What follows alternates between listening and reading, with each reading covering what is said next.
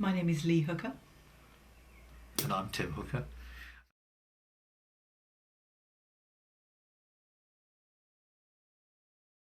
And how do you come to be in Megalithomania? Hugh kindly invited us down because he was interested in the work that we were doing in Ukraine, and he realised that this was a bit of an unknown area generally, so he was eager to hear all about it and get us to tell the audience.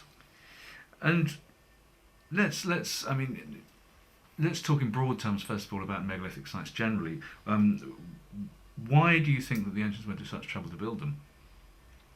I feel that it was a direct response to some experience, some phenomena that they had felt or observed, and that is about as far as it goes.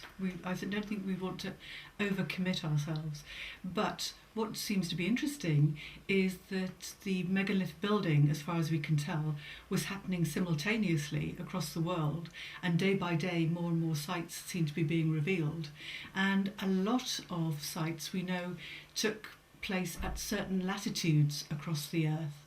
And there is a theory, and it's something that I've got a lot of time for, a theory that this was a response possibly to a disturbance in the way the earth was rotating, perhaps in response to a cosmic catastrophe of something of that sort.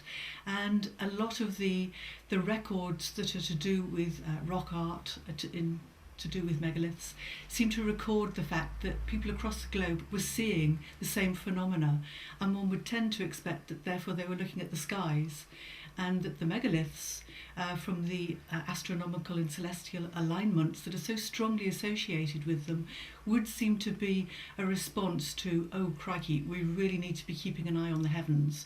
What is going wrong with our world? Let's just keep an eye on the constellations, how things are moving, just in case whatever the rogue that has occurred may come back. That's one theory that I feel we've each got a lot of time for. Yes, we see so many times where people talk about the megaliths and that they are have calendar alignments, solstitial alignments and everything, and certainly they have, but they keep holding back from answering the question as to why was this important. We hear of the calendars being important for knowing when to sow crops, but you don't need that sort of detail. Whereas if, for example, particular stars or constellations do not arise on time, then that could be quite a significant warning that things were not all well in the cosmos. And how does this relate to your own research in the Ukraine? What particularly have you been discovering there? Our initial work in Ukraine was hearing. Well, initially we were very interested in Sumerian information and data and histories, particularly some of the Sumerian gods that they had, and we were astonished to discover that these were also recorded in Ukraine.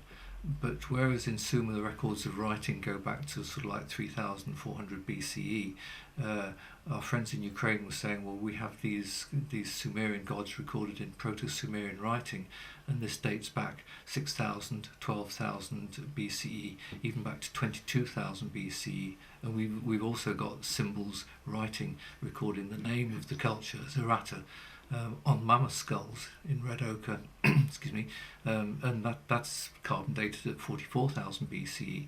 Wow! So to find the sort of we were aware from our Sumerian studies that even the Sumerians themselves had their own archaeologists and were trying to work out where they had originated from, and they had clear ideas about this. And there's a lot of mention in the records about the state of Aratta. And there's a lot of confusion as to where Aratta might be, and a lot of suggestions as to where it could be. But to then come across Ukrainians who say, well, we have it recorded in writing here, in grottos and caves, and there was the invitation, come and let us show you. And we're talking about physically written records? Yes. And what is it, cuneiform or?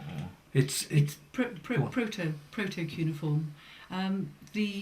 Obviously, trying to claim that there's a writing that is earlier than Sumer is very contentious. Indeed. And the person who's done the most work on this is a Ukrainian Sumerian scholar by the name of Anatol Kafishin.